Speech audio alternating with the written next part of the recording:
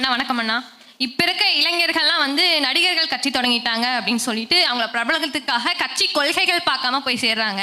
இது பற்றிய உங்களுடைய கருத்து, இந்த சூழலை எப்படி நம்ம மாற்றலாம்? தமிழன் ஏன் அடிமையானான் அப்படிங்கிற நூலில் ஐயா காப்பா அரவாணன் அவர்கள் தமிழர்கள் அடிமையானதற்கு ஒரு காரணம் சொல்கிறாங்க. தன்னிடத்தில் இருப்பதை விட பிறரிடத்தில் இருப்பது உயர்ந்தது என்கிற இழிவான சிந்தனை.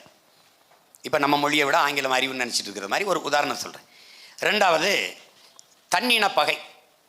நான் உயர்ந்த சாதி, அவன் தாழ்ந்த சாதி என்று ஒருவர் தாழ்த்தி வீழ்த்தி கொள்கிற தன்னின பகை.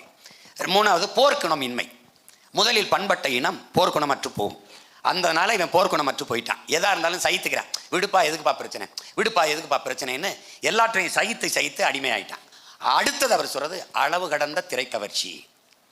இந்தியாவில் இத்தனை மாநிலம் இருக்குது, எல்லா மாநிலங்களிலும் திரைப்படம் இருக்குது, சினிமா இருக்குது.